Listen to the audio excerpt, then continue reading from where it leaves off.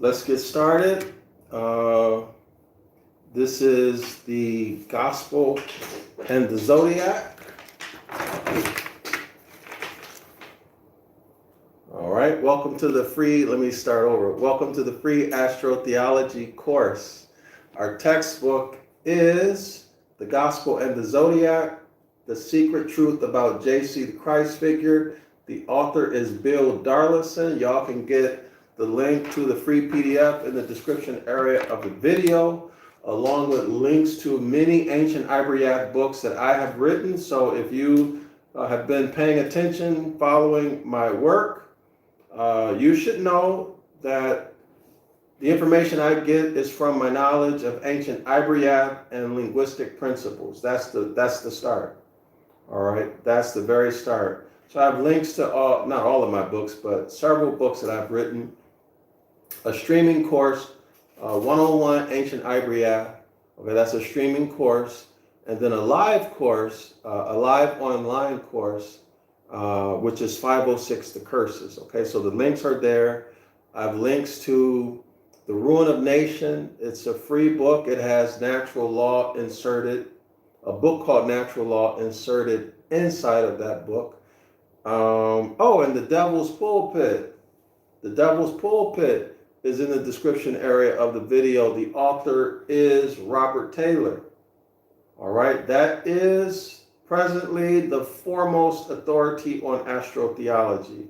And by the way, if you all are interested in learning more about astrotheology from someone else, not Google search, but search Mr. Astrology on YouTube. Mr. Astrology, that's Santos Bonacci. Okay, he's a more from Italy. From Italy, I think he's still domiciling in somewhere in Mexico. All right, so y'all check out his YouTube channel. He has a lot of good information. I learned a lot from Santos. Okay, Mr. Astrology. All right, I learned a lot from him. So y'all go check him out. So let's go to page 22. And by the way, let me shout out Santos Bonacci, Mr. Astrology. I really, really appreciate your work. I learned a lot from you. And I'm going to continue checking out your videos. All right. So thanks. I appreciate that. Really, really appreciate your work. I don't know anybody who has better content than Santos Bonacci. But y'all know I'm very narrowly focused on the astrotheology right now. But I'm broadening out to astrology. But he has also tons and tons of content on astrology. All right. But his thing is synchronism, which is everything. Okay. All right, so we're going to start on page 22. Page 22. Capricorn. All right. So I'm going to try to stay focused this time. Let's deal with Capricorn. Let's check the author, see if we agree with the author's conclusions that Mark chapter 11, verse 27 through chapter 12, verse 44 are Capricornian. In other words, Capricorn is represented in those verses or presented in those verses.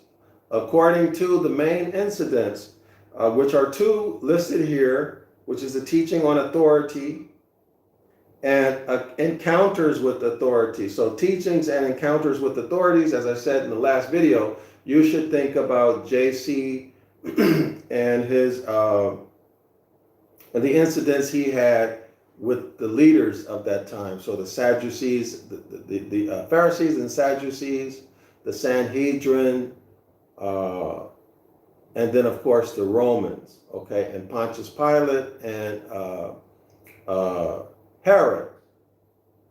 King Herod, the so-called Edomite king, according to the story, right? According to the biographical historical story of JC, the Christ figure. All right, so y'all, let's get into it.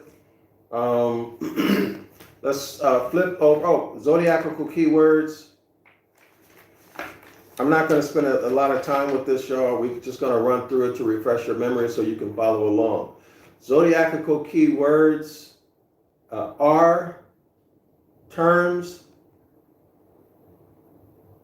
descriptive terms for each of the zodiac signs. So for Capricorn, we see responsibility, management, authority, the father, coldness, and pretense. Okay? So what stands out right away is authority, management, responsibility. These are all corporate concepts. Authority, a corporate concept, right? Hierarchy.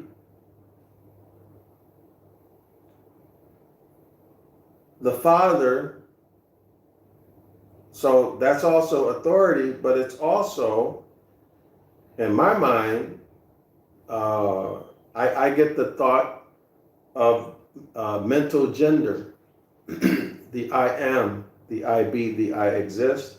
Coldness would be what? December 21, winter, and all of the associated things that go along with coldness that happen in the winter. And keep in mind, scholars, December 21, winter time, the winter solstice. The sun is at its lowest point in the southerly part of space. Space has no bottom, so it's a bottomless pit. It's dark, so there's the dense darkness, and it's so cold that it burns. It's so cold that it burns.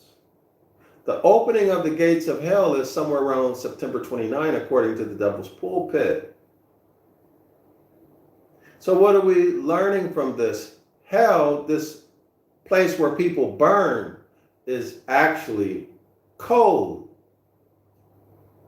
But cold becomes hot, like freezer burn, like frostbite.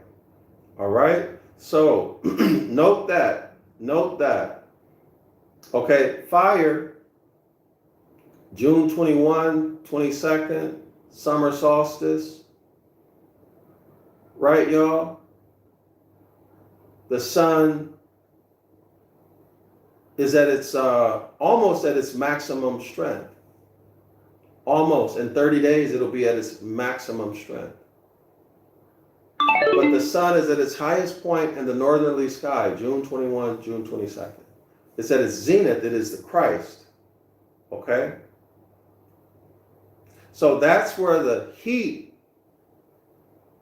the fiery heat, is seen. But in the religious doctrine, hell is represented by fire, flames of fire. Okay? But temperature is one thing.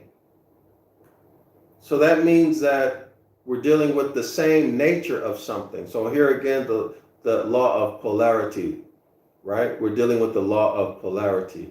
At the extreme ends, extreme heat and extreme cold, there is burning that takes place. Okay? All right. So hence we see the devil, evil occurs in the darkness, does not occur in the light. Hence you get Christ and you get the devil. Right? We went through that. Take the D off of darkness, prefix it to evil, you get devil. Opposite ends of the same line, so you get Satan. The opposer, Satan, at the opposite end of the same line. Everybody see that? So the devil and Satan, they're at the winter solstice. Therefore, where is hell? Hell is in hell is in the winter. Okay? Hell is so cold that it's hot. Anyway, that's just a remix. So this concept of hell is a remix of nature. Okay? Okay, but when you get further into it, feudalism, etc., hell is debtor's prison.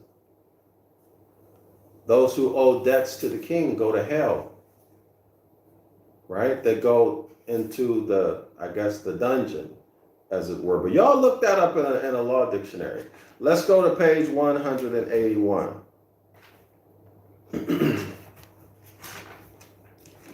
also, you should review the videos that I did on Capricorn in this same course, the same class, out of the same book.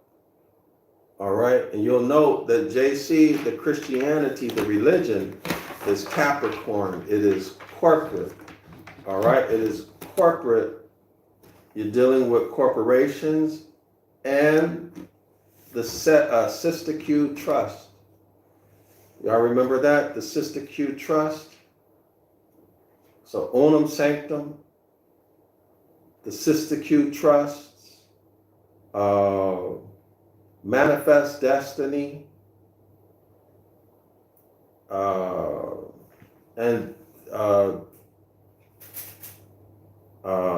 the Coup d'etat,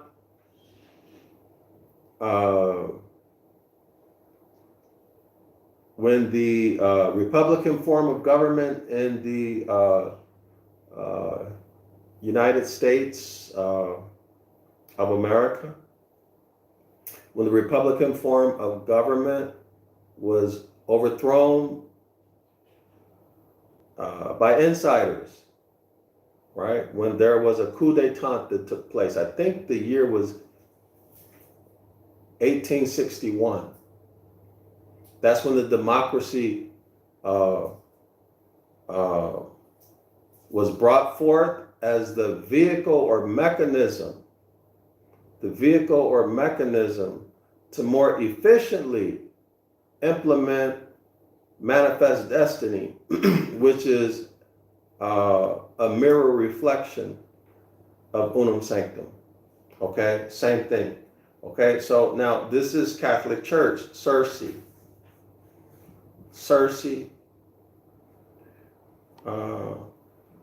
the one who the deity who makes her victims lose their mind.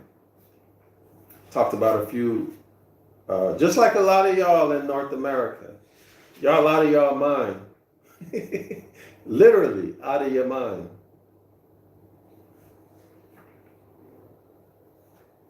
And a lot of people will say you're out of your mind because you're living and speaking connotatively, and you think that things that are abstract and that have no life, you think that they are alive. In other words, you're not dealing well with reality. Why? Because you've been conditioned. Okay? So you have been indoctrinated to believe that these corporations are alive and that they have authority over you. But a corporation is a corp, right? It's no life in it. Okay, so page 181. All right. Let's start here. No. Let's start on page 180. Order and stability, that's what I started with last video, but I went off on a tangent. So let's start with order and stability. So order is achieved when everyone follows the law. The law are the instructions that come from your family, right? That's the etymological meaning of law. So that's your jurisdiction. That's honor. There's order. And stability. Same concepts, right? So we can equate these to Deuteronomy 28, 1 through 14, the blessings. So order and stability are essential to the proper management, there's that zodiacal keyword, management of any aspect of our life. Now, we haven't gotten into the Gospels yet, okay? All right, but that's just logical, right? And this is especially true of the spiritual life. Now, remember, spiritual life is a nonsense phrase because spiritual has never been defined by this author or in Christianity. Spiritual in the ancient Hebrew means breath. So breath life. Okay, and this is especially true of the breath life, which is intrinsically turbulent. See, that's nonsense. That's a word salad. So here's an incident where the author,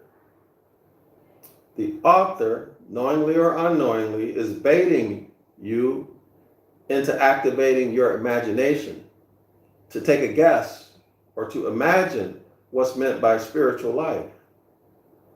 So you're going to think whatever your church has taught you about the spiritual life. But in terms of its literal meaning, you don't know.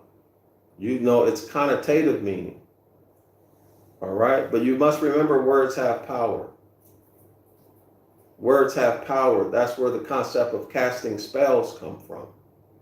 Words have the ability to change your perception and beliefs and your behavior and your habits. Words can make you see things that are there or not there. Okay? And this is especially true of the spiritual life, which is intrinsically turbulent. So what do we know about Christianity? If you're going to follow the biographical J.C. the Christ figure and the story associated that was assigned to him or made up for him, then you need to know that involves suffering. Okay?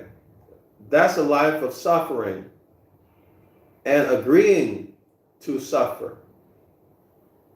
You make the most of it. Well, what a hustle. What a hustle these people. And I'm not laughing at anybody. I was in religion, a very strict religion. And you had to accept, pick up your torture stake and walk with it and make the most of it. Going out, they used to call it field service. On the weekend, street witnessing, house door to door. Going to meetings, what was it, Monday, Wednesday? I don't really like to bring these things into my mind because I'd rather forget all of the Christian stuff. But it was real suffering, real sacrifice and suffering. And I'm paying for it right now, y'all. I'm paying for it right now. Still paying for it. Still paying for it. And it's a heavy price that I have to pay because my feminine air and masculine air are still involved in that religion. So they won't talk to me because I left. Right? So this stuff is no joke. It is really no joke. It is pure genocide. Pure genocide. Destruction of families. Okay? However, it is our relationship to these structures that the Capricornian phase calls us to examine. Our relationship to these structures. Scholars, what concept should come to your mind right now? You should be thinking status. Your relationship to the community. See, this is a paraphrase of the definition of status. Your relationship to the community.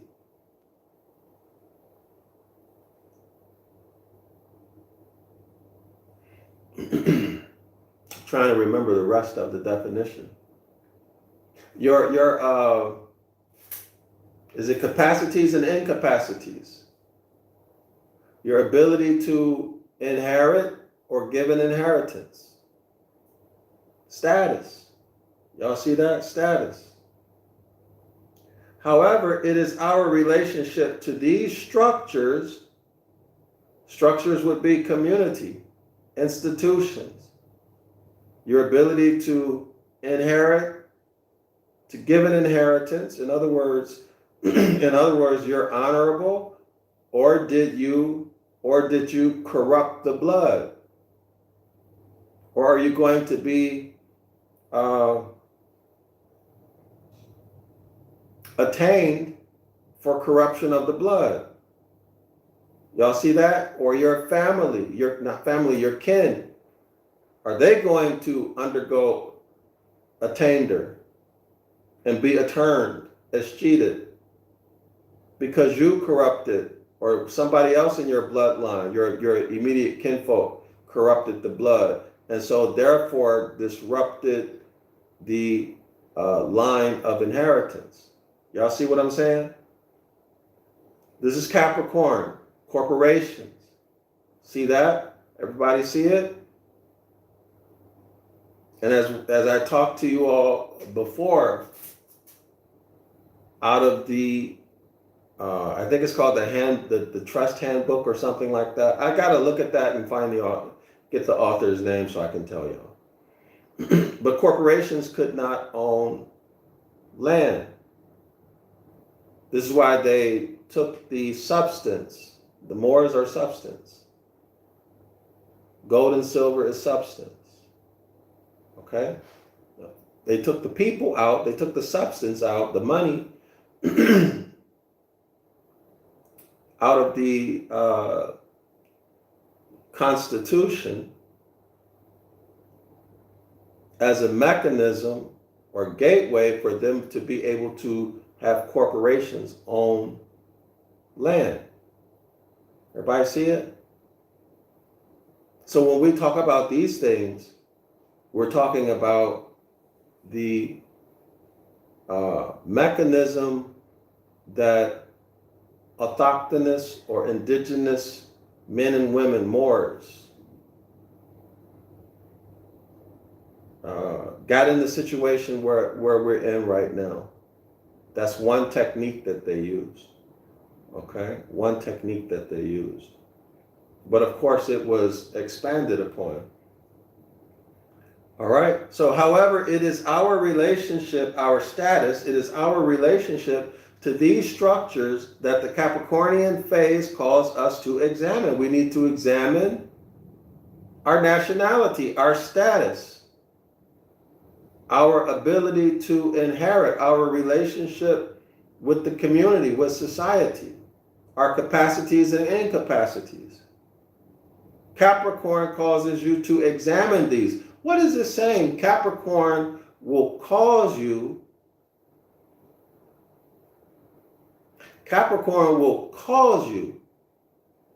to seek out your nationality.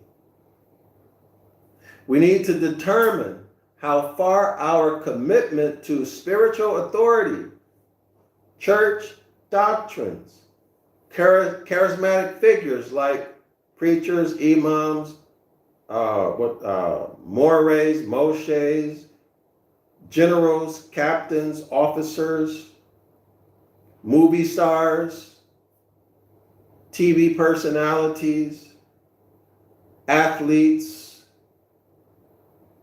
holy books, group membership, groups and clubs, y'all, groups and clubs, right? And the like has affected our sense of self-reliance. What is self-reliance? Is that hinting at being of the age of majority or being a minority? Y'all see that? Y'all see that?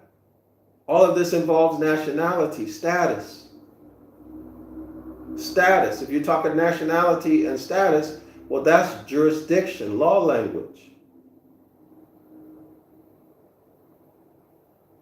Okay, so Capricorn is the Admiralty Maritime. Remember the glyph for Capricorn. The motif. Look at this. This is a goat with the fish tail.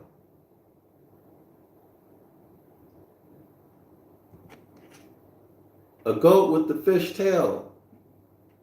Maritime, water, sea, the holy sea.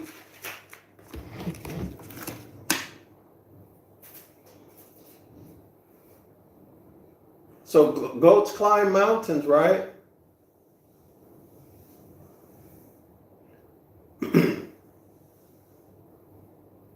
Or at least supposed to, but how can it if it has a fish tail?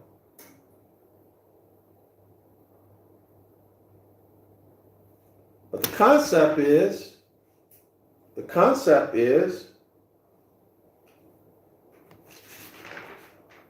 the goat, well, never mind.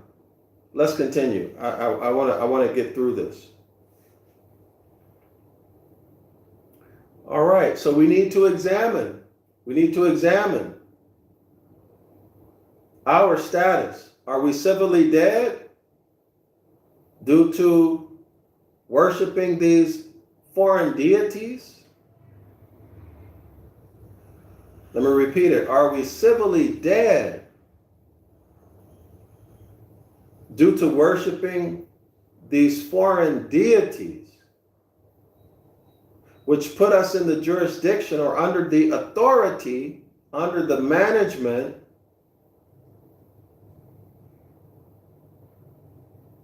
of maritime admiralty, Christian canon law?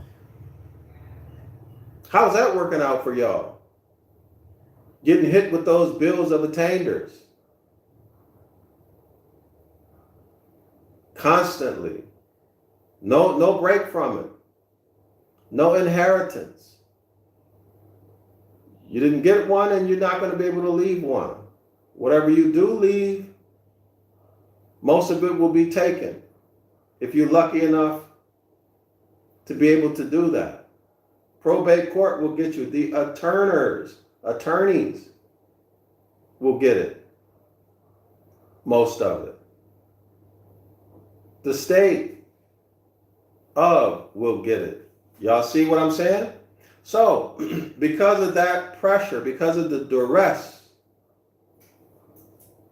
that you're under in that corporate, civilly dead state, it's going to cause you to think about your relationship to society.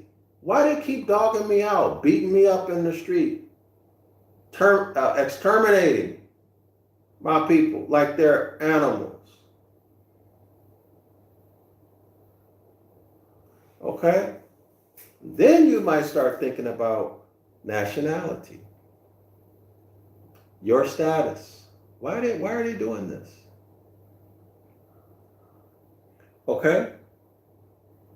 You'll start thinking about your relationship to that church, Reverend Jones and Chicken Bones. All of these doctrines that have got you consenting and even thinking that it's honorable to suffer without let up. Now, don't get me wrong, suffering has its role, but suffering should not be a lifestyle. Pain is a corrective measure. Pain tells you you need to change your behavior. You need to change your thinking. That's what pain and suffering is for. That's not supposed to be a lifestyle. Okay? You need to consider how the influence that you're giving these charismatic figures. Maybe you've made them into gods and idols in your life.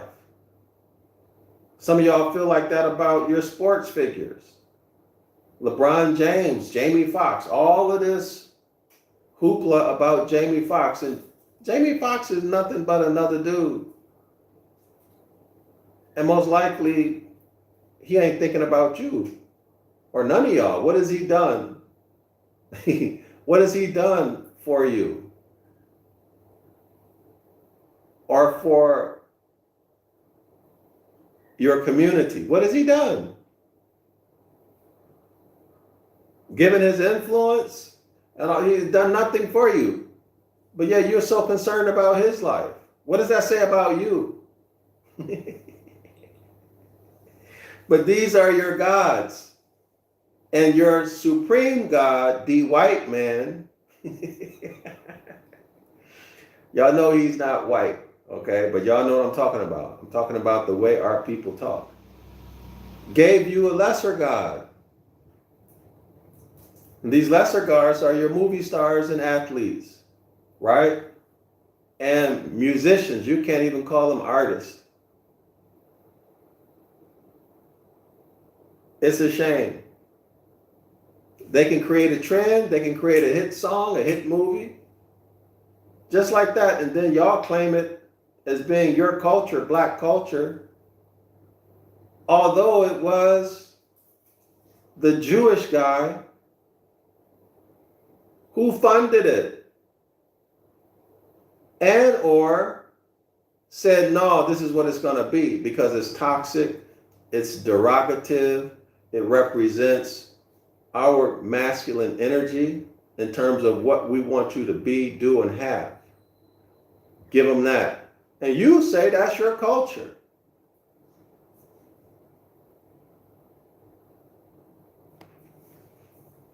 All right?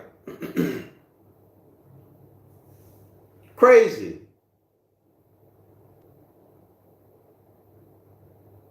How far have we turned over our spiritual life to the regulation of some outside agency or other so that we may be spared the problems associated with thinking for ourselves? Okay, so why don't we change that? Why don't we change that? Let's talk about nationality. You gave up your nationality. You heard that you're a Moor, but you won't put any effort into learning your history and heritage, your jurisdiction, your law language. You won't do anything. How far have we turned over our spiritual life, turned over your nationality to the regulation of some outside agency? You traded your nationality for the carnal things of the earth, like religion. Or you're too busy clubbing, sexing, whatever it is you're doing. Okay, how far have we turned over our spiritual life to the regulation of some outside agency? You traded your nationality in for a religion. Why? So that you can get benefits. The religion I was in, all the men wanted to be a ministerial servant and the women wanted to be a pioneer. Now, I'm not saying that they all were insincere. I'm not saying that at all. I'm just stating the fact. They want to become an elder, then a circuit overseer, move through the ranks of the organization. And the higher they go, the worse they get. The more authoritarian they get. The more corrupt they got. Okay? So what about you? Have you or are you consciously trading your nationality? That means your sovereignty, right? Not sovereign citizen, your sovereignty.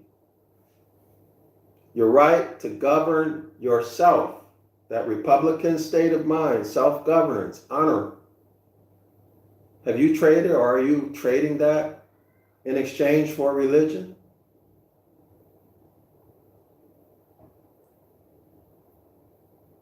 Trading that in exchange for, quote unquote, some spiritual life, doctrines,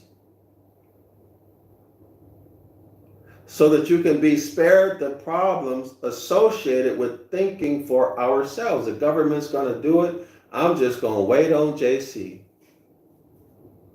I'm just going to wait on JC. Y'all see how toxic that is? Our people have been waiting on JC for how many hundreds of years, according to their story? Y'all, 400? And you still waiting on JC? And you still cannot see that's, well, I don't want to, let me be more diplomatic about it. No, let me just be me. You still can't see that is foolish? It's gotten you nowhere? You're waiting on JC. Your mama waited on JC. This is like my Aunt Roberta used to say. Your mama waited on JC. my Aunt Roberta, she told me, I must have been 11 or 12 years old. My biological father, took me to her house. I don't know what he had to do, but he dropped me off for like a couple hours. So she sat me at the dining room table. She had a beautiful home. And she said to me, let me tell you something. She said, I whooped your daddy's ass. And she named all his brothers one by one. And she said, I whooped Jimmy's ass. She named all of them. And he has a lot of brothers. And she said, if you get up from that chair, I'm going to whoop your ass too. And I remember that my entire life. That was some funny stuff. My Aunt Roberta, she could cuss you out and have you laughing, but my mother could do the same thing. Also, my Uncle Tony, he could do the same thing. That's really an art. I've never seen anybody else who could do that kind of thing. But they could have you laughing and crying. Anybody laughing and crying at the same time. But anyway, your mother, your father, your grandfather, and grandmother, their mother and father, you can go back all the generations. They all been waiting on JC, the Christ figure.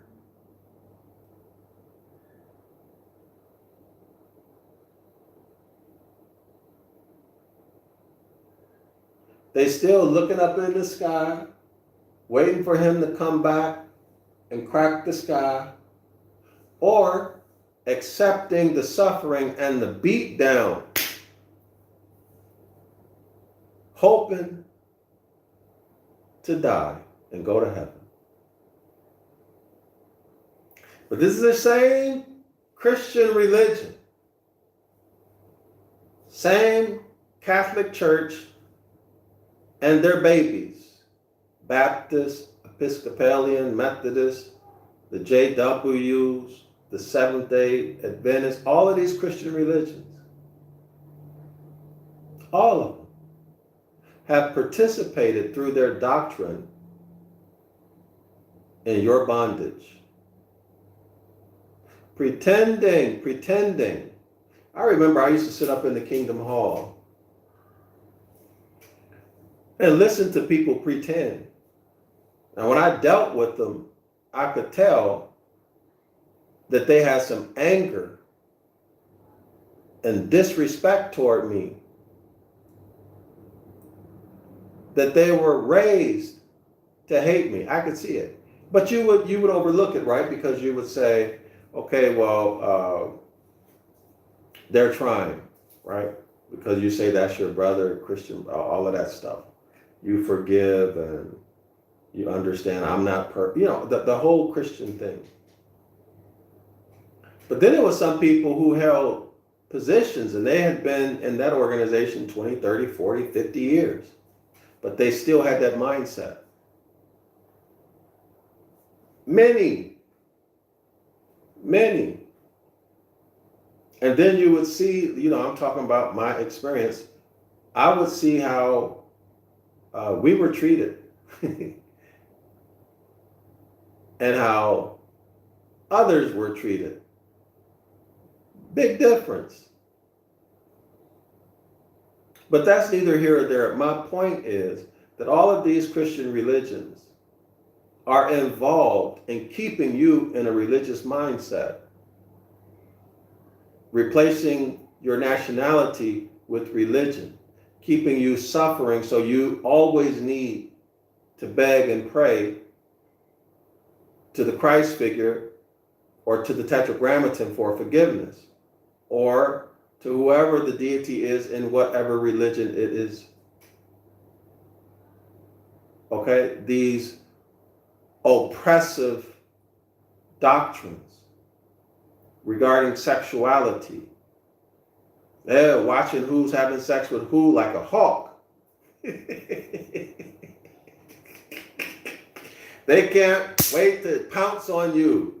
If you have sex with somebody and you're not married, or you're married and you go outside of your marriage, oh, they're going to have a big meeting. 3, 4 elders, they want to talk about all the details, who took whose penny off first, all the details. And y'all know what probably is running through their minds and what their desires are. But these religions have been responsible for keeping us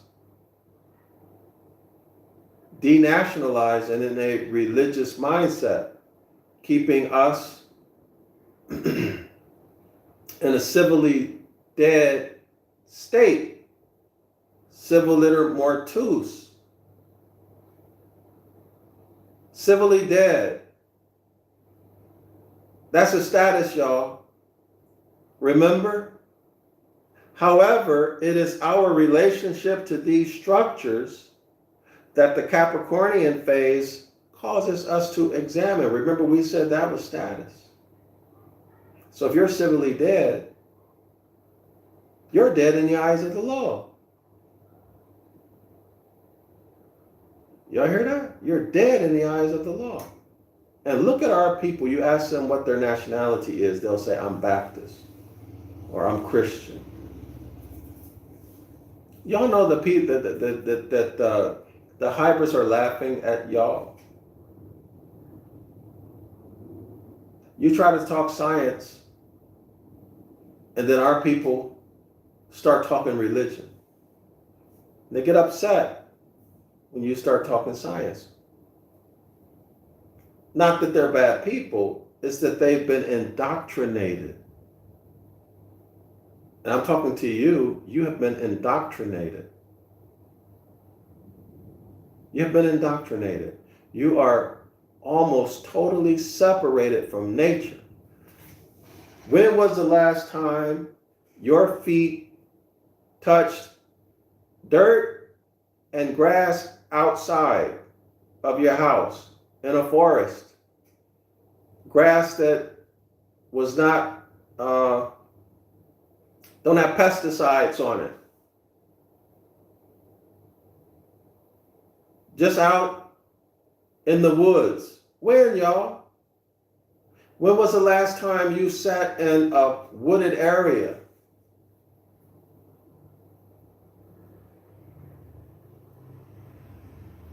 Or next to a stream, or walked through a stream in your bare feet? When? And how long? I'm not talking about going to the park and have a barbecue. Well, that's okay. But, you have to do better than that for yourself to reconnect with nature.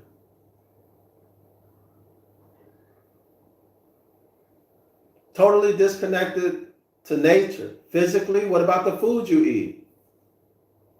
Everything you buy, you get it from the grocery store, which, it's not bad if it's not been genetically engineered or doused with chemicals. Totally disconnect or processed, you're totally disconnected from nature. When was the last time you looked up in the sky and you looked at the stars, or even the moon or the sun, whatever, I don't know what you can see. But when was the last time you just sat there and observed the celestial bodies? And how long did you do it? Have you ever looked up in the sky and tried to find patterns amongst the stars? If you have, when was the last time and how long did you do it?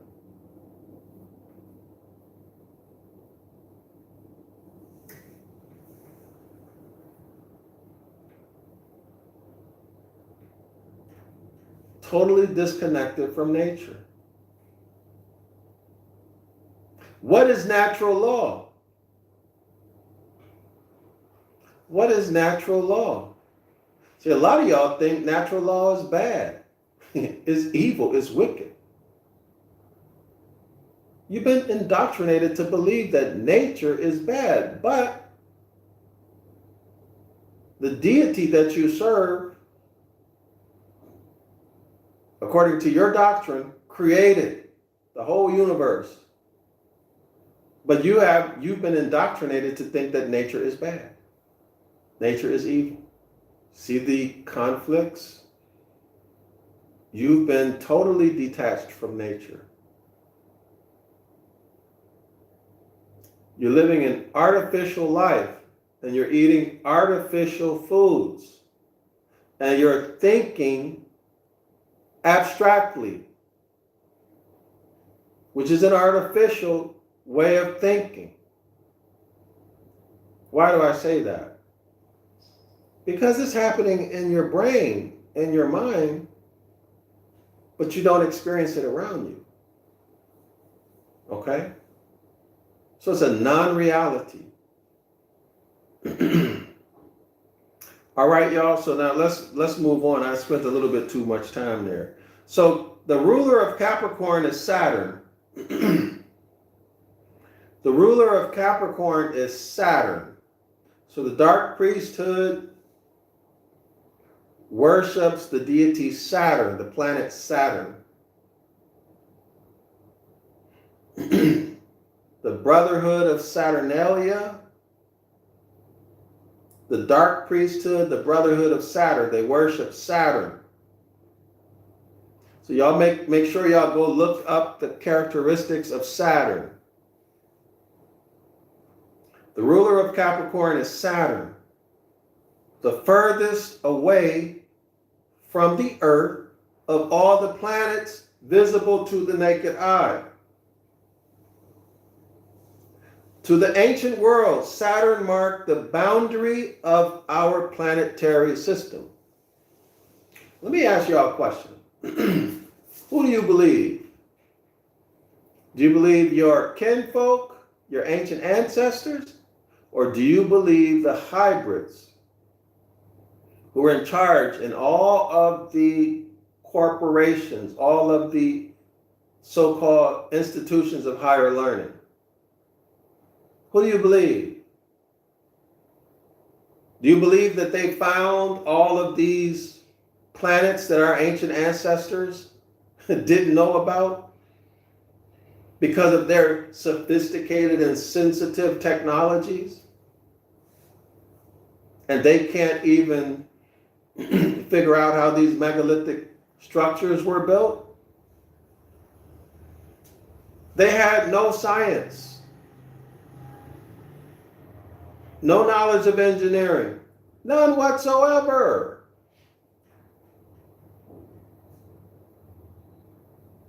And a lot of what y'all think is science is fake science.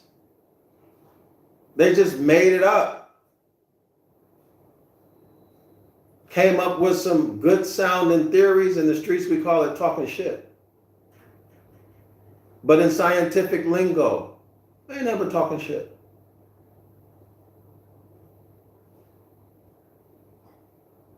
And then they have an authority figure presented, treated and presented as though it's true, and the whole world believes them. Why? Because fools, and I'm including you and me too at one time, fools let these people be their authority figures. Why? Because of the way they look, that you see them on TV. They come well packaged and they're presented to you by the corporation, the U.S. or one of these other quote unquote big time corporations.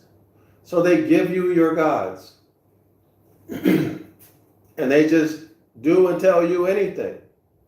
You don't know no better, right? So you just believe in. So you do whatever they tell you to do. Why? Because you listen to them instead of your ancient foremothers and forefathers. because you don't know the history. So, Saturn rules Capricorn. Ptolemy associates Saturn with old age. He's suggesting wisdom here, y'all. Wisdom and what? Frailty of the physical body. But note, just because you have a lot of years doesn't mean your physical body will be frail. That's a function of your diet, thinking, and lifestyle. When a man becomes worn down, dispirited, see that, y'all? So this is the negative. This is the negative, not the positive. See, in old age, let me rephrase that. As you accumulate years, so one thing I like about being in Poland, they don't say how old are you? They'll say how many years do you have? That's a completely different impact on your mind and body to say how many years do you have, as opposed to how old are you. See, how old are you suggests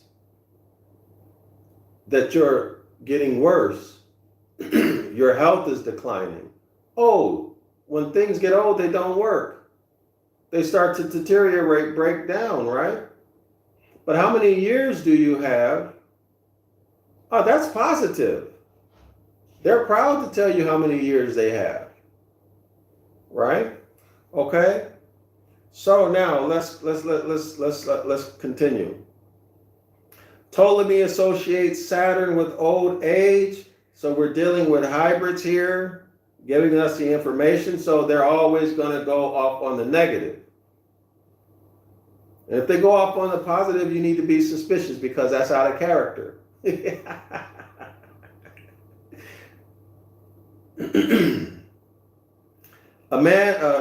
So old age occurs when a man becomes worn down. Okay, he didn't take care of his body. What if he took care of his body? Proper mineral nutrition, stay away from toxic people, kept his mind positive, was always goal-oriented, focused on being happy and generous, knew his nationality, knows who his people are, his heritage, all of that. He would not be worn down. I saw in India a man pushing 70, climbing a palm tree with his bare hands and feet, and he was ripped.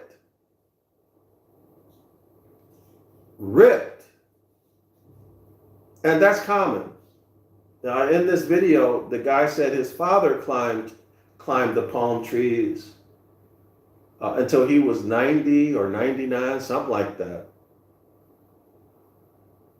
And of course, he's telling the truth. Y'all, you can go to the Philippines and see people climb coconut trees, bare hands and feet. Dispirited, weak, easily offended.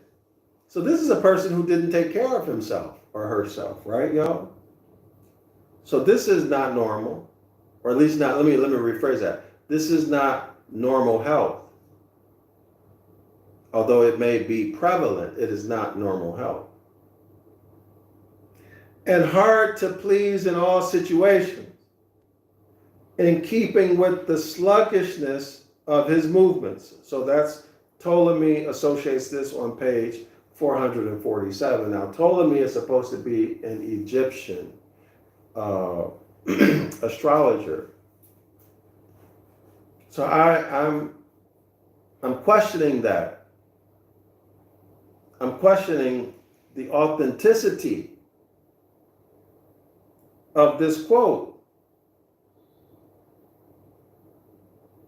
Why? Because if it's ancient Egypt, then that should not be, right? not at a national level. That should be the exception, but not the rule. Together with the sun, S-U-N, Saturn represents the father. So that's masculine. And alone, Saturn has rulership over the bones. I wonder why that is. The skeletal system defines and maintains, here's why. The skeletal system defines and maintains the structure of the body, giving it form and durability, and persisting even after the body's demise, so that's after death, after expiration, as a universal symbol of mortality and decay. Let me go back and check the zodiacal keywords. I hope y'all are having fun. I enjoy this. I'm having fun. Okay, so the father. This is where the father is coming in. Okay, so the father, for the zodiac, the concept of father associated with the Capricorn is Saturn. Saturn is the father. All right, so the father, that's authority, etc., etc., etc. All right, so I think I've covered enough. I don't want to, in Greek mythology, Saturn is Chronos. Chronos is time.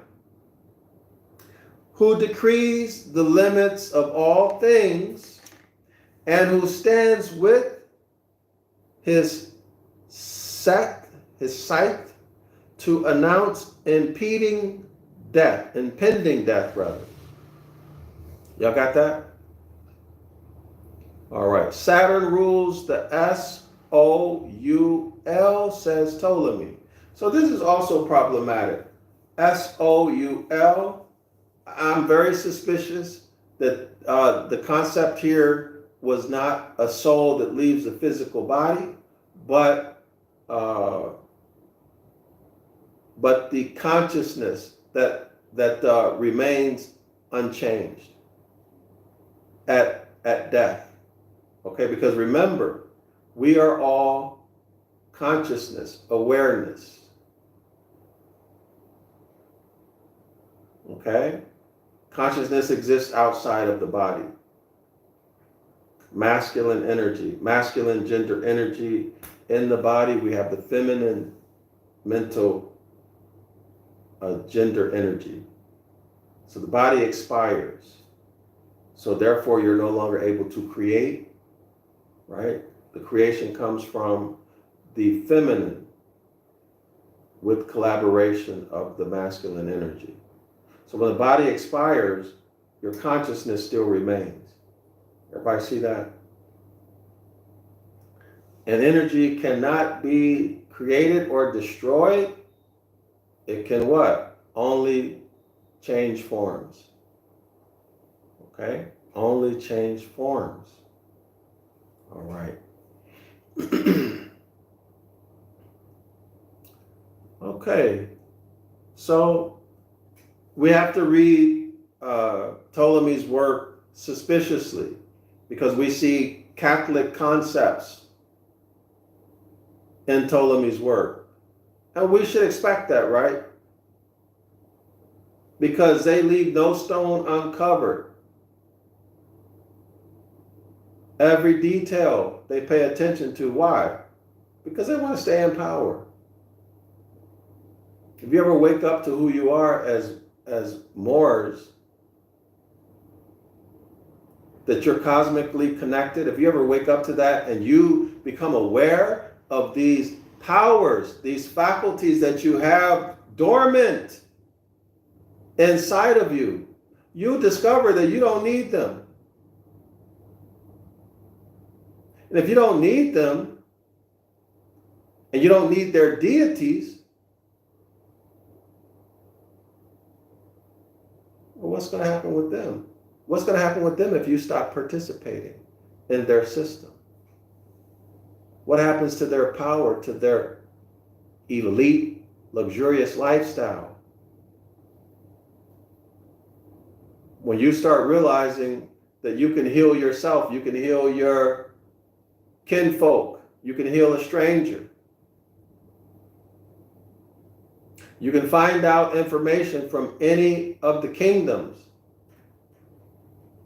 Microscopic kingdoms, right? The protozoa, the bacteria, all of those, the animal kingdom, the aquatic kingdoms, the Han Uman, the human kingdoms, the kingdom of man. How about that? When you find out that your mind, I'm not going to even go there. Let me stop right there. All right. All right. Let me just say this. They are very meticulous with changing, editing documents, hiding information. All right? So when we read any document, holy book, scientific book, including law, linguistics, medicine, architecture, whatever, alleged research, religious, so-called scientific but religious research, you better read suspiciously. You better learn how to use that analytical mind. You better familiarize yourselves with these faculties, these powers that you have to free yourself, to be Psalms 82:6, the God that you are, the sovereign who you are, the great I am. How about that, you religious people? The Christ and the Holy Spirit, all in you and all in me. How about that? Honorable behavior makes me the Christ, right? The great I am, I be, I exist. The Most High never changes. Higher self behavior, the Most High, my physical body, feminine energy, feminine creative energy. A lot of y'all know that the Holy Spirit is feminine. It creates its wisdom.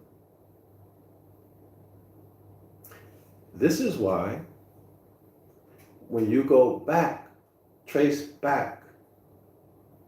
all the way back to the beginning of this concept, this religious concept of a Trinity, you had baby Jesus coming from Horus. A lot of people will argue that. Let's not mention Horus. Baby Jesus. The sun is rising. The sun is rising over the horizon. The sun is being born. Baby Jesus. Infant Jesus.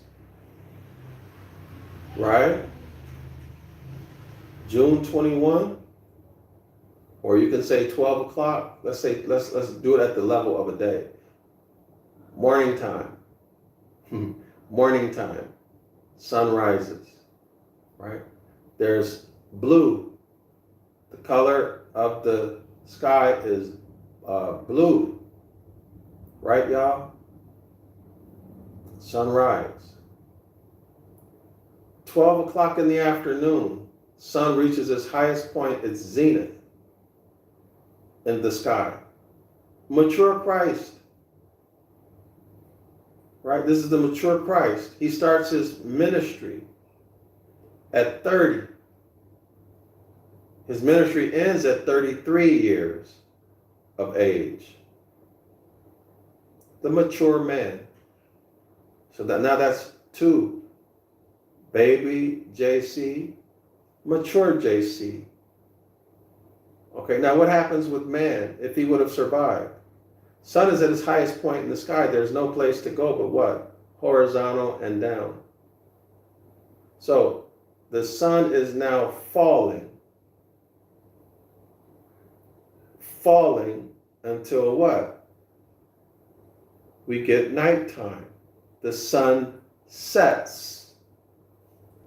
We get sunset. This is where the man or woman is aging. The body stops working, functioning. You get a decrease in function. Okay? So this is, let me go back. So 33 years of age. Let me start here. Christ started his ministry at 30. It ended at 33. But a mature man will begin to have what? Heirs. He'll get a consort or a few, and he'll have some heirs, some babies, right? Now he becomes the father. And in time, the father ages, and his physical health deteriorates over time. So this is the original concept of the Trinity. Baby, mature man, produces heirs, becomes a father. By the way, the father, when the sun is going down, the sky is red, right? I think I got that right. Blue when it rises, red when it's falling. And then the father. So there's your original Trinity. That's the original Trinity. It's just JC in the phases of life, or a man in the phases of development of life. Birth, maturity, decline, death, and deterioration of the physical body. I don't know how I got on this topic, but I forgot my point. But let's keep moving, y'all. Let's keep moving. All right.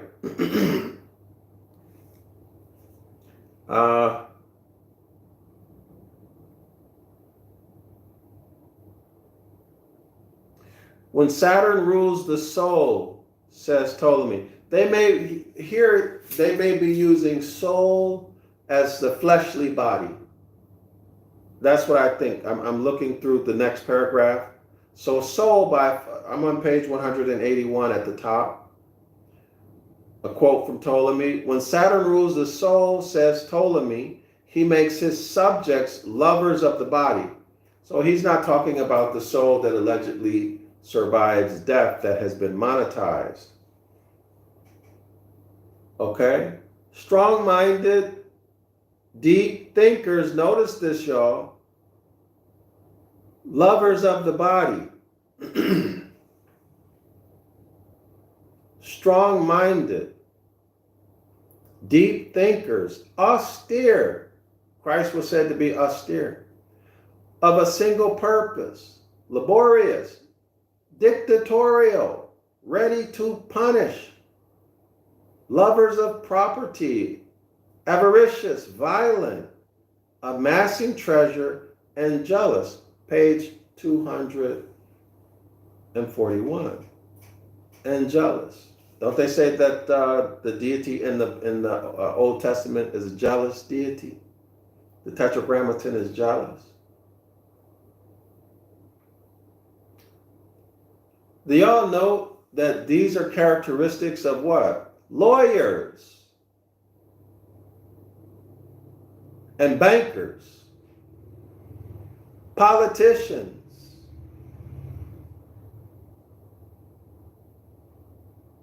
When Saturn rules the body, the soul, says Ptolemy, Saturn makes his subjects, these would be the dark priesthood who worship Saturn, the dark priesthood, the brothers of Saturn, the Saturnalian brotherhood. He makes them lovers of the body. Might that be like idolizing bodies, even homosexuality and all of that? Strong-minded, deep thinkers. Imagine how much time they had to spend creating an entire fiat system and an entire de facto system, feudalism. All right? The above gives Ptolemy's view of Saturn's influence when Saturn's position in the horoscope is dignified. His list of epithets for an unfavorable position is even more colorful. So if Saturn is dignified in your nativity chart, whoa.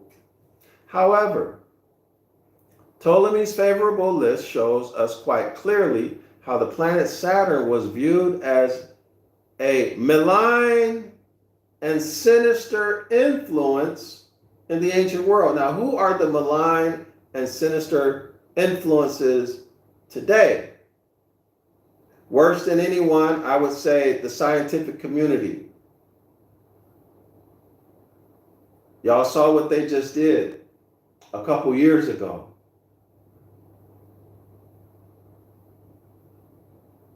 And the lawyers. So by scientific community, I'm talking about the bioengineers, the geneticists, not all of them, I'm talking about the corporations, y'all. The pharmaceutical companies who hire these types, the epidemiologists,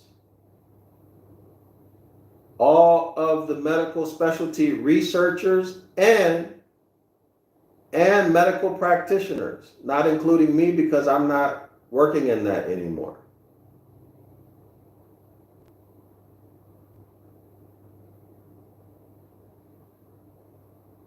And the lawyers and the banks. And of course,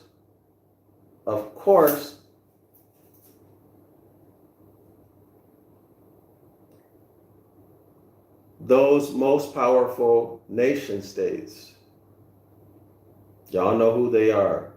The US, Britain, Germany, France, and the other big one here in the East.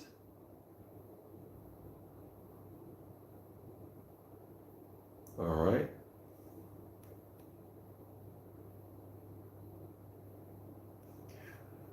Okay, so let's go over to,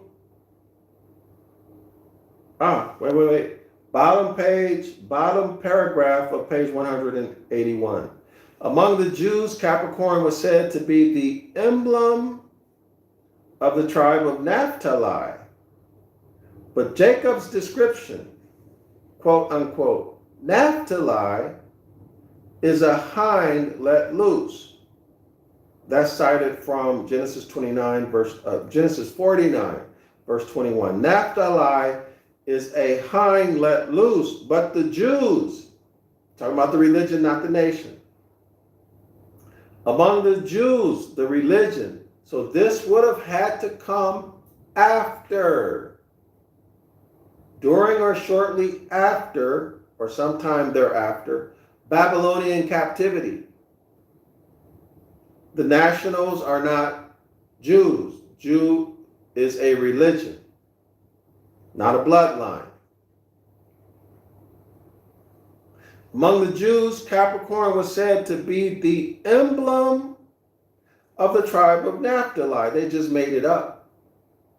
But Jacob's description, Naphtali is a hind let loose, is hardly unambiguous, and some have claimed Benjamin or Reuben for Capricorn. See, we have to be suspicious. We need to know astrology, which is why I'm learning. We need to know astrology so we can check and counter, right? Check and counter. However, there seems little doubt that the Jewish people, that's religion, not a nation, as a whole have affinity with Capricorn.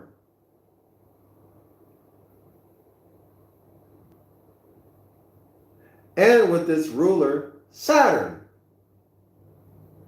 Jewish people love Capricorn.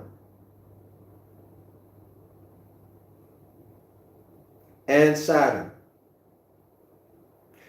However, there seems little doubt that the Jewish people, talking about the religion, as a whole, have an affinity with this sign. What sign? Capricorn. And with this ruler, Saturn. So you should see a whole lot of Capricornian stuff, thinking and behavior, and Saturn thinking and behavior in Jewish commentaries. Put 2 and 2 together, y'all.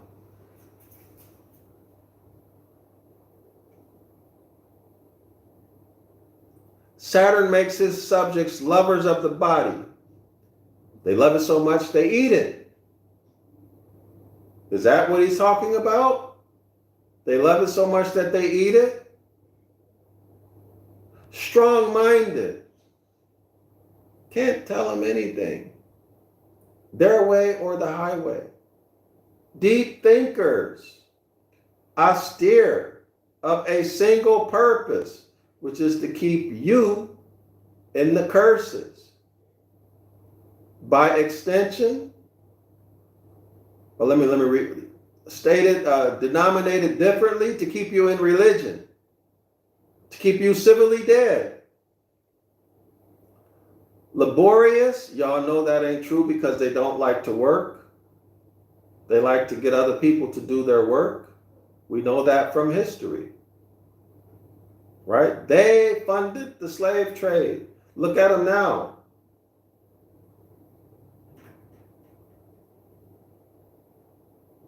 Making money off of people's misery. Pushing a debt system. That's not work. That's not contributing anything of substance. That's a scam. Dictatorial. Right? You don't do what they want you to do. You do something that they don't like. What do? They muster up all of their media people, political people, and they come after you. No respect for the law whatsoever. Dictatorial. Ready to punish. Look what they did to Kanye. Look at what they did to you. Look at what they're doing to you. Lovers of property. They love it so much that they steal it. They don't acknowledge birthrights. They steal it. Avaricious. Violent. Look at what the U.S. Corporation, Germany, France, all of those countries have done in terms of the poison of religion and war, physical war and Cold War, using economic warfare, financial warfare, physical warfare, just like that. Y'all remember that book? What was it called? The Something of an Economic Hitman? Y'all remember that? They don't like you. What's the first thing that they're going to do to you? Destroy you financially. Go after your money. What did Canada do to the truck drivers? Shut down their bank accounts. Block them from having access. Who is in control? Who's in control of the financial system across the world? We know who they are. Who's in control of media? Look at the disrespect they have for law. Look how they make these ridiculous excuses to push a fascist global government. Amassing treasure. Well, they've already collected all the treasure. They got all the gold and all the silver. And jealous. Y'all see that? These are the characteristics of Saturn. And according to the author, not according to me, I'm expressing what's in the book. There seems little doubt. In other words, the evidence is overwhelming. The evidence is overwhelming. It is beyond a reasonable doubt. It's conclusive evidence. There is conclusive evidence. If I'm replacing there seems little doubt. There is conclusive evidence. There is little doubt that the Jewish people as a whole have affinity with this sign, that's Capricorn, and with its ruler, Saturn. Charles Carter writes, the Jewish Sabbath is Saturday. Saturday is Saturn's day. Okay, y'all Hebrew Israelites, y'all got that? Y'all who are stealing the Jewish people's heritage? How do you like that? Stealing their rabbis' commentaries and then calling it your own? Now, I say that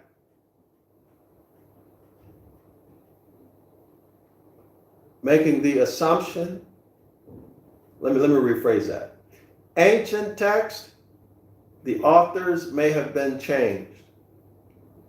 The authors may have been Moors.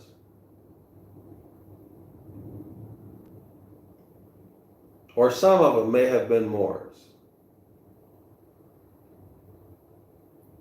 But those who are not, that doesn't belong to us, that belongs to them. You need to stop using their stuff. That's not yours, it's theirs. So who's doing the cultural appropriation now? The Jewish, not the nation. And some of y'all are thinking, oh, that's in the Ten Commandments. Well, I'm going to tell you that's Jeremiah chapter 8, verse 8. If you don't know what Jeremiah chapter 8, verse 8, I suggest you look it up.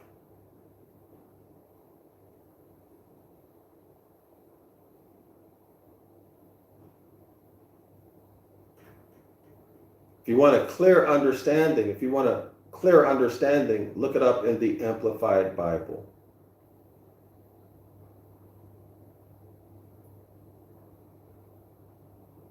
You're going to find that our ancient ancestors, you're going to find that when you read Jeremiah 8, verse 8, you're going to see that our ancient ancestors, these dark priests, the dark priesthood, wrote lies into the law. That's what Jeremiah 8, chapter 8 is going to tell you. One of those lies is the Sabbath, the Shabbat. Now, how many of y'all going to unsubscribe? I don't really care, right? I'm telling you like it is with a capital T.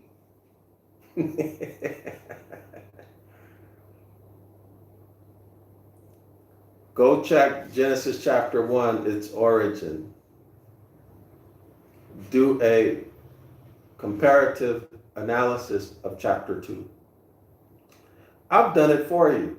Watch the video I did on Genesis chapter 1 and chapter 2. I start my part after 2 hours. The first 2 hours, there are Hebrew Israelite Christians. I know they probably get mad at me if they heard me say that. What you gonna do, Stan?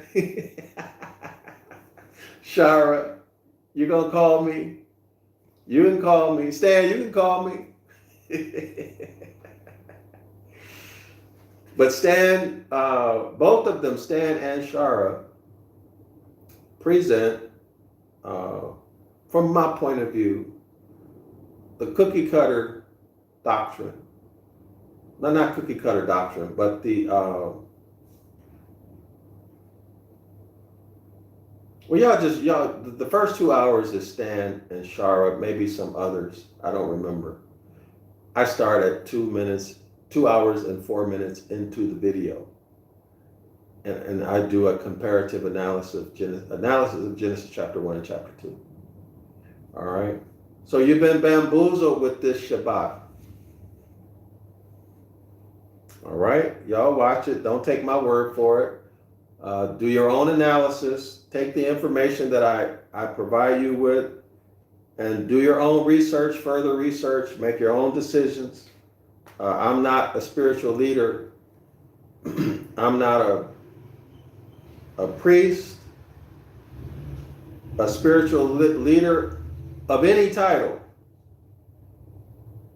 I am a scientist, a man of nature. I follow the Most High's commandments.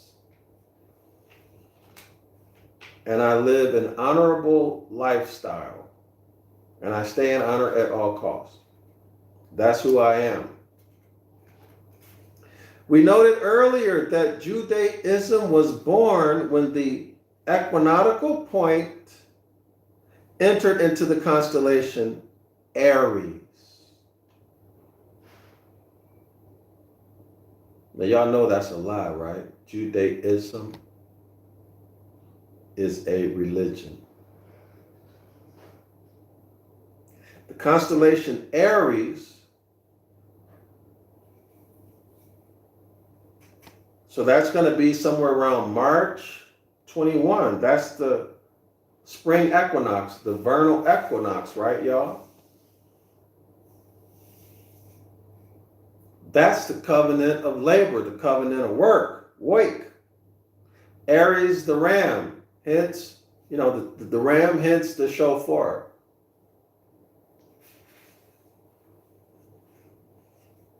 And there is no doubt that Aryan imagery of rams, goats, sheep, goats, y'all, goats,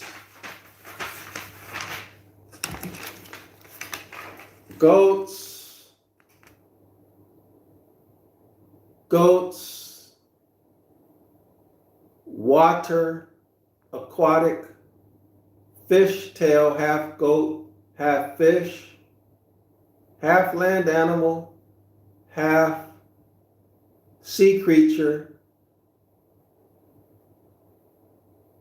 half man, half civilly dead. A man who is civilly dead. Half. A man who is civilly dead, but a corporation. Y'all see the relationship? See the relationship right there? Did y'all catch it? Did you catch it, scholars?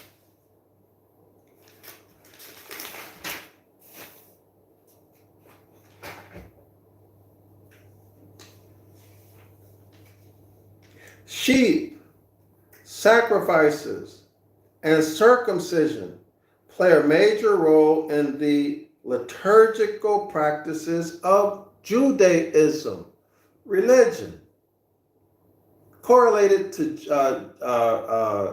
Jeremiah 8, verse 8. Okay, these liturgical practices of Judaism. You'll find that right there in Jeremiah chapter 8, verse 8. But the other cardinal signs, remember, cardinal signs are the seasons, the beginning of the seasons. So the cardinal signs are the beginning of the seasons. Since it's the beginning, there's very strong energy right there. Okay? So there's the cardinal sign, the beginning of the season, and then fixed. So your fixed is in the middle of the season and at the end of the season. So powerful energy bringing in summer, that's Cancer. Right? And then as the days go by, you move into the fixed part of Cancer. You're not at the beginning or the end, you're in the middle. And then toward the end, you're getting toward the end, it's mutable, it's changing, it can change. So summer will change to fall.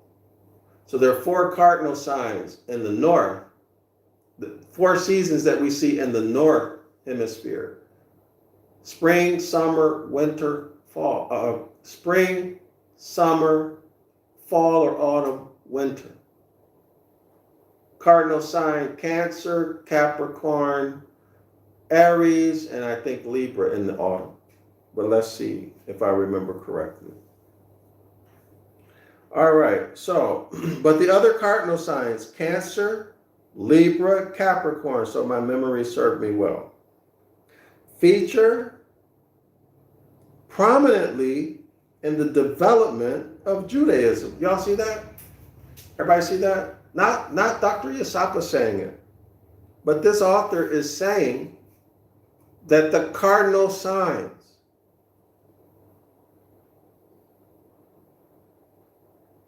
these are the seraphim.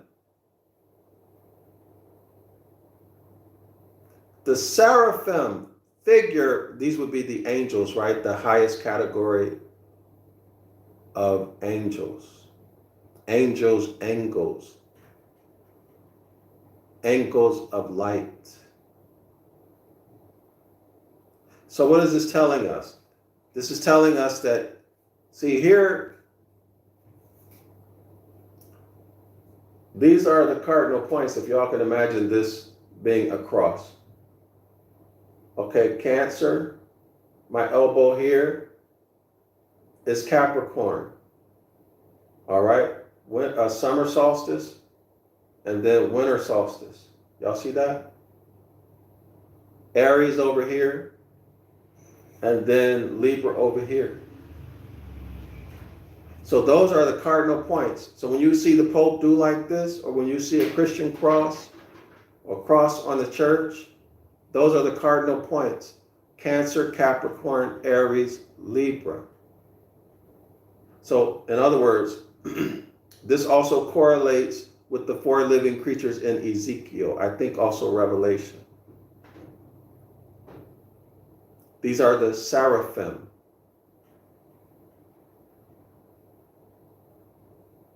All right, the most powerful energy coming to begin each of the seasons. All right, so that the angles of light, the angels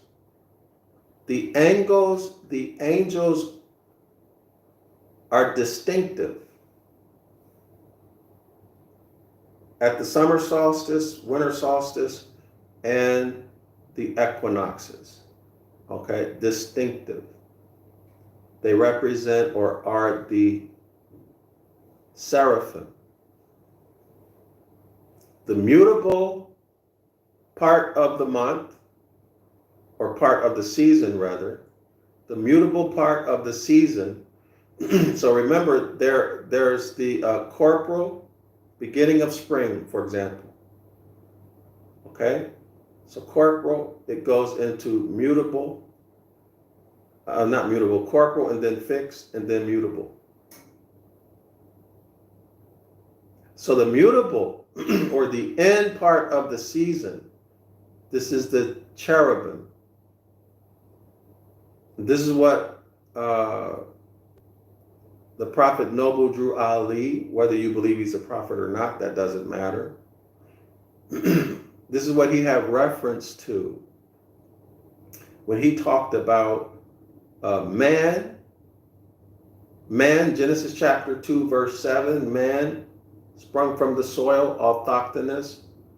You look that up in the Law Dictionary, you're going to see that land equals, or land is man. They're synonymous. The definition of land is man. Right? So man will regain his lost estate, but it will be through sufferings.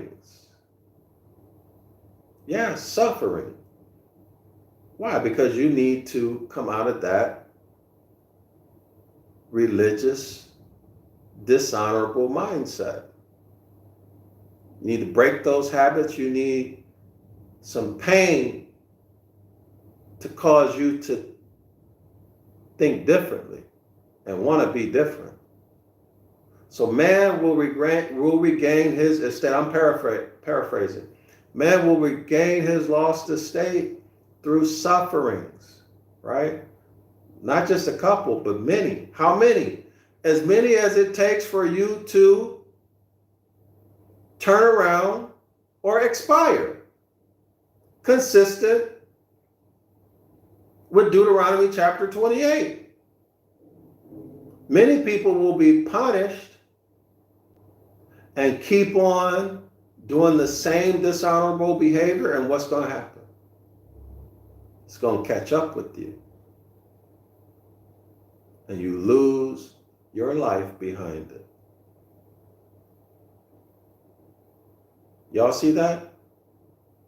But through your suffering and trying to do better, returning to the Most High, you follow the Most High's commandments, which are natural law. You live according to the principles of our ancient foremothers and forefathers: love, truth, peace, freedom, and justice. You transmute out of religion, out of dishonor, out of whatever bad habits you got that are against nature, that are unnatural. Then you transmute into honor. Eventually you become the Christ, right? Eventually you become the Christ. You polarize at the positive pole of the Christ, or you polarize harmonically at the positive pole of the Christ. You're in honor, and you stay at honor at all times and at all costs.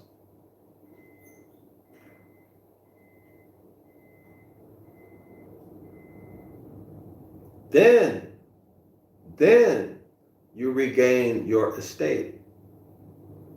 But those verses also say that you have, I think it's the great spirit of Allah. Arm, leg, arm, head. All of this is in the ethers. So what is that? That's consciousness. That's your masculine gender energy.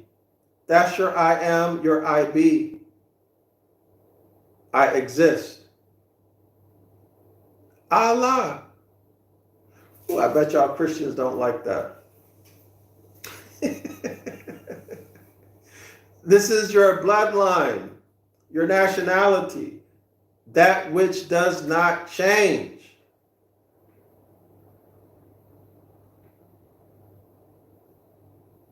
This is all law. I am all law. I, self-law, am master.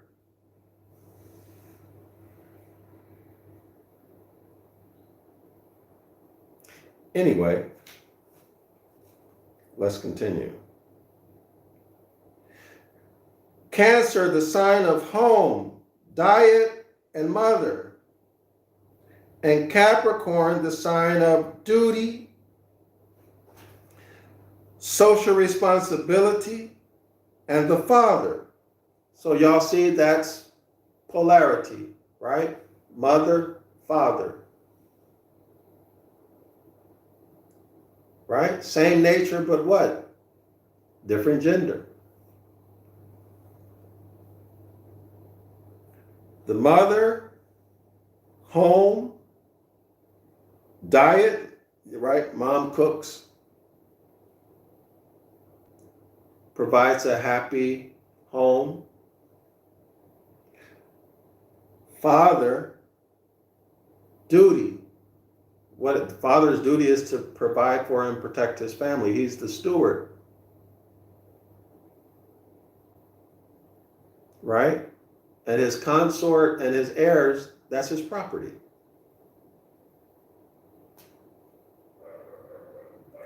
Social responsibility. Okay, so the father, well, I kind of disagree with this social responsibility. That would be both of them, right? Anyway, while Libra is the sign which emphasizes The law's origin.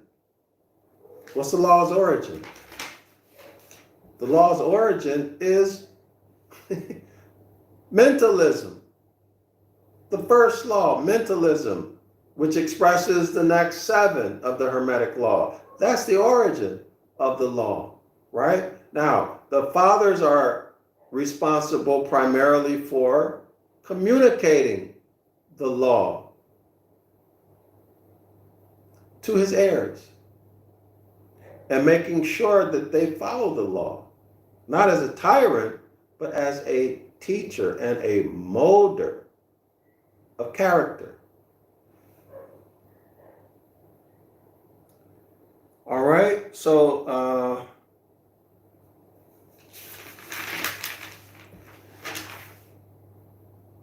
okay, while Libra is a sign which symbolizes the law's origin and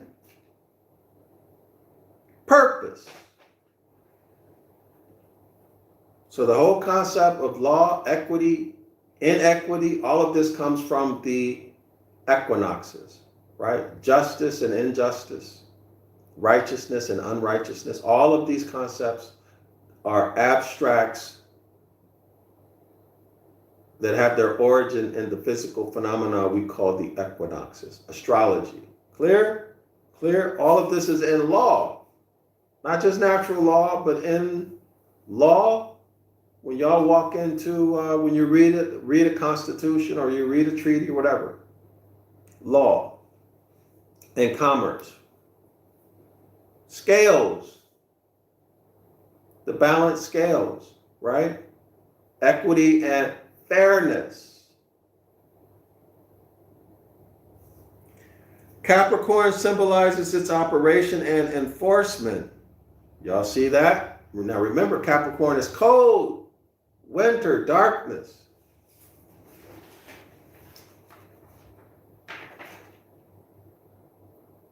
Pretense. Capricorn symbolizes its operation and enforcement, the operation and enforcement of law. Legalism. Now, legalism has nothing to do with the operation and enforcement of law. Legalism is something else that was created outside, the separate and distinct from natural law.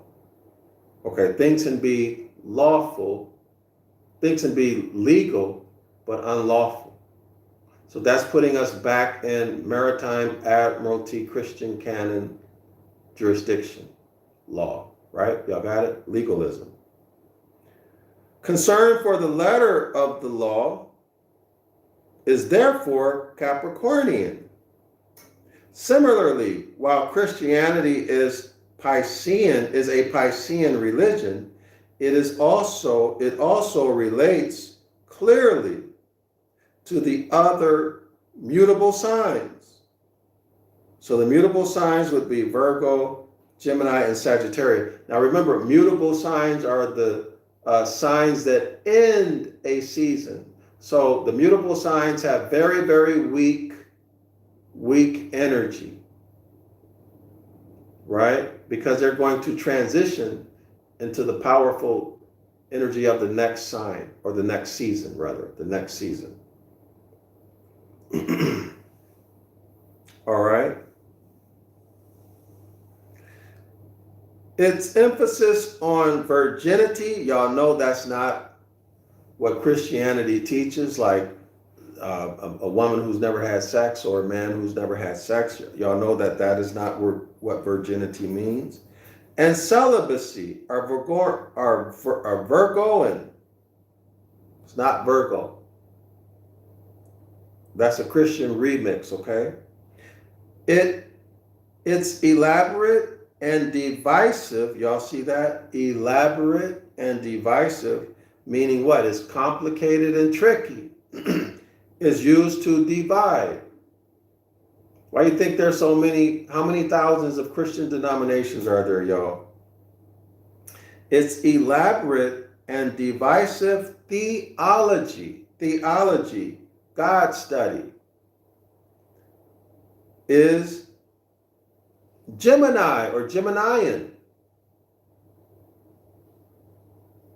All right? So that means they are what?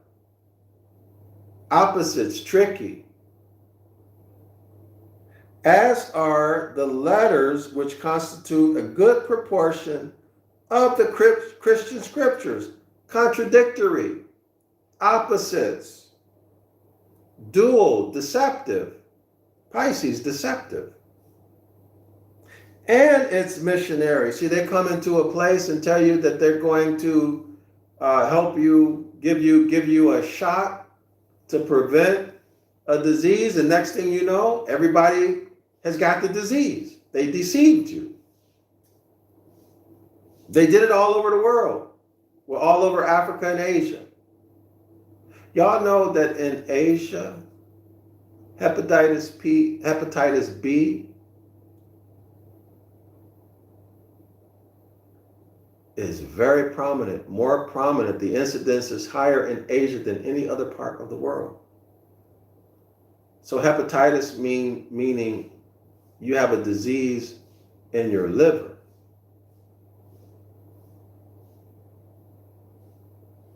Hepatitis B causes cancer. But there's a hepatitis B vaccine which can prevent hepatitis B infection and therefore reduce or even eliminate liver cancer secondary to hepatitis B.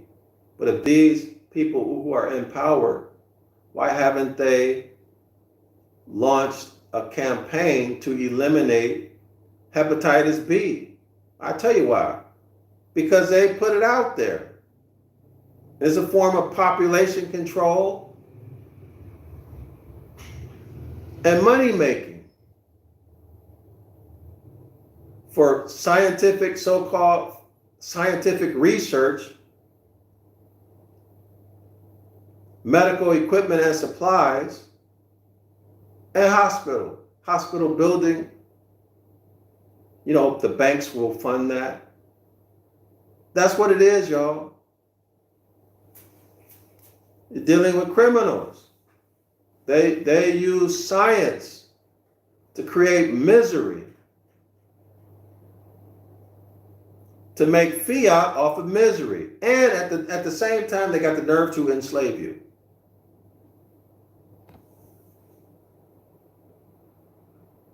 That's the mindset of the hybrid.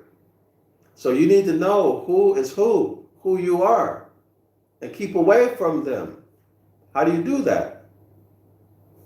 Through nationality and jurisdiction. You flip the script. You put them in their place. Now you become the sovereign, and they have no authority.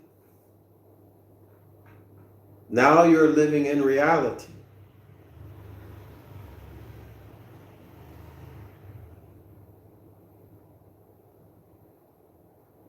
All right, so all of that's BS, y'all. Okay, so now here we are. The spiritual lessons of Capricorn. An hour and 50 minutes later. Well, I hope y'all learning, you know. I hope you, if you're not learning, I hope you enjoy it. I definitely enjoy it. It's very, very easy to just go and go and go and go, because for me, this is fun. The spiritual lessons of Capricorn. Lawyers. Bankers. Y'all should be thinking what? Or who?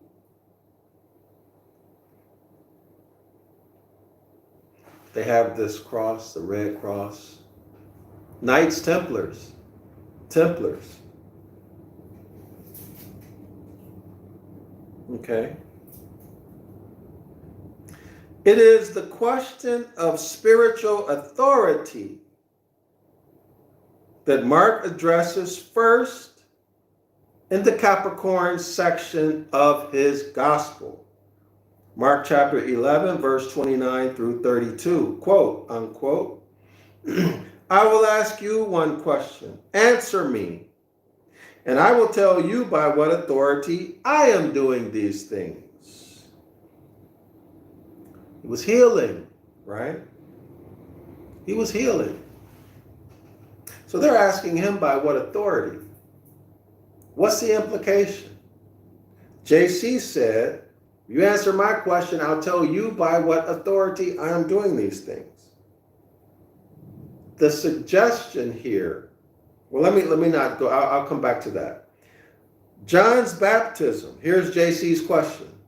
John's baptism, was it from heaven, meaning was it from a deity? Or from men? Tell me. Then they discussed it amongst themselves and said, if we say from heaven, he will ask, then why didn't you believe him? But if we say from men, they feared the people. For everyone held that John really was a prophet. That's Mark chapter 11, verse 29 through 32.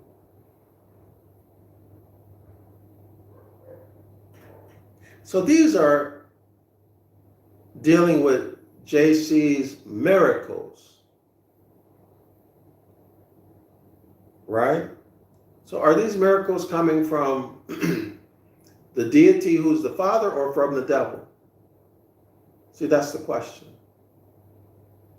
Are they coming from the Father or the devil?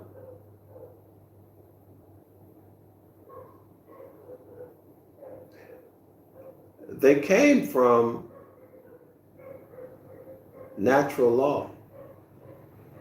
The seven, I lost the connection. They came from the 7 Hermetic principles.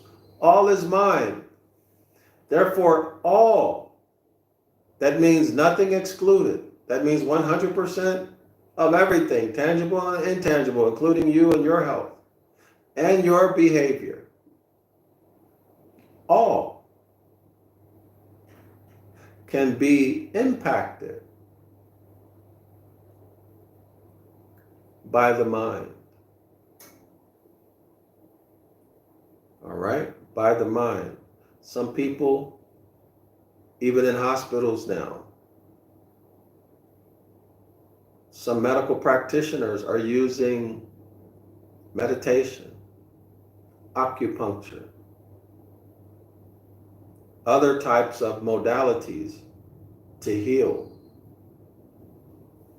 There are other methods, and then there are psychiatrists and psychologists and therapists who are all using these various methodologies, meditation, different types of meditation, the yogis. Meditation, the mind to heal. Water fasting. I have a lot of experience with water fasting. To heal, that involves the mind. And then through a process or a phenomenon called autophage or autophagy, self-eating. Cancerous or infected or tissues that are not performing their functions well, they get eliminated and recycled. And you get new tissues. You get stem cells. Everything's new. Didn't take any medicine.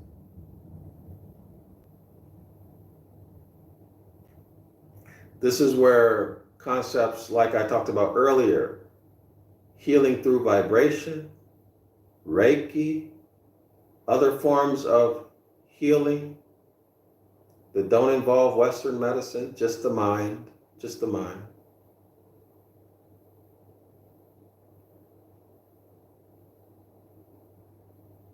According to nature, that is how to heal.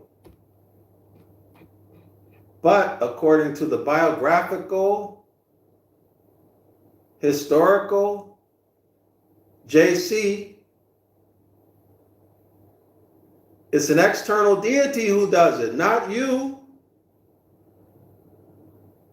Not you, but an external deity.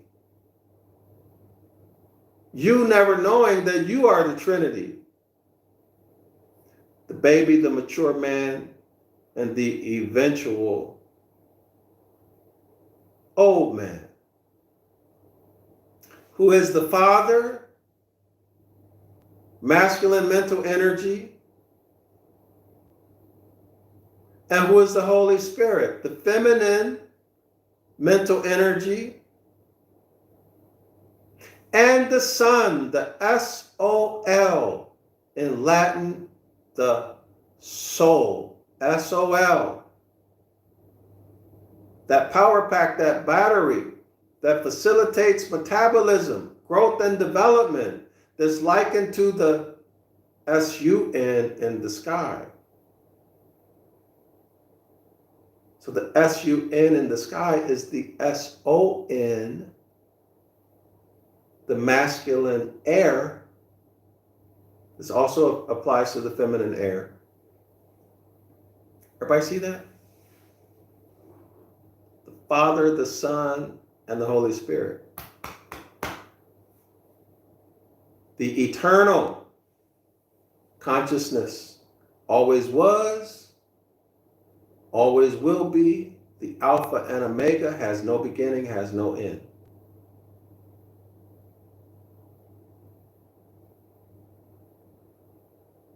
Out of mentalism, the first Hermetic law, came mental gender, which is mental feminine energy and mental masculine energy.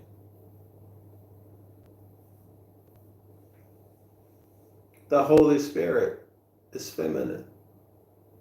Feminine mental energy. Correlate that to your Christian Hebrew Israelite doctrine about the Holy Spirit. The Holy Spirit is feminine and the Holy Spirit is wisdom. The Father gives the command, which is will. That command, that masculine energy collaborates with the feminine Holy Spirit and creates. Creation takes place. In fact, your physical fleshly body, you're always creating. Always creating. Most of the time you're creating what you don't want. Yet and still you're always creating.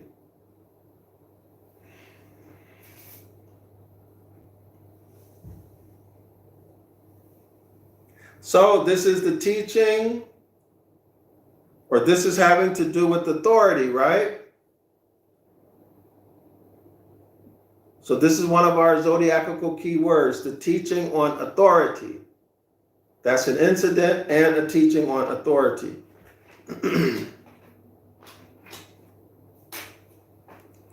Let's see what else. I'm not going to talk about John, but y'all know John. John's head is on a platter. Think about that. The head is a circle, right? Circular. The platter is round. So the earth,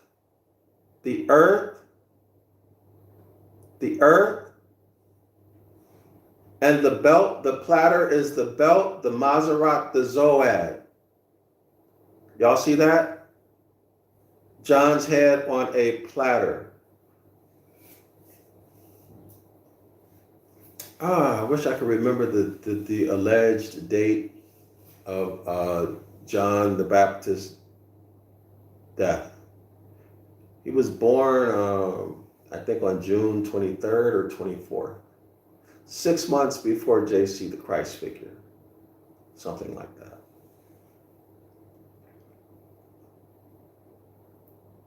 I don't remember the date of his death, but it's in the devil's pulpit. Also the date of his birth. Okay, y'all? So,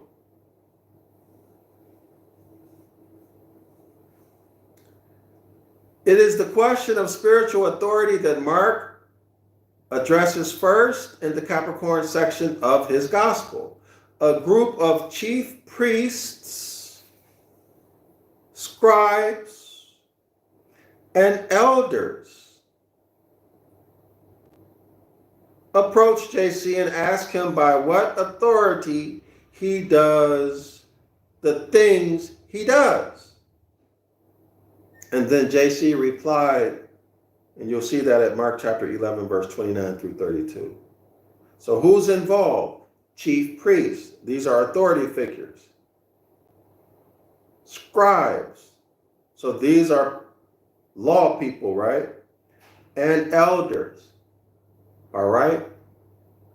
We're going to come back to this, y'all. My battery is about to go out. Shalom and Islam to the Moors. If you like what you're learning, if you want to support my work, click on the links in the description area of this video. I have the 101 Ancient Ibaryath course, which is a streaming course. Also 506 The Curses course, which is live every Saturday at 10 a.m. Eastern Standard Time. You can show up. You don't have to pay anything to show up. And then, of course, I have all of my Ancient Ibaryath books that I wrote. So if you want to support, buy my books on zionlawschool.org, zionlawschool.org. And if you want to support my project to write the Book of the Law in Ancient Ibaryath and Modern English, and to put back in all of the natural phenomena and natural laws, and to remove all of the deceit and deception, contribute. All right, contribute. My PayPal is paypal.me/Zion Law School. Do not send by WhatsApp. I don't have that account anymore. All right, y'all. I'll see y'all in 12 hours or so.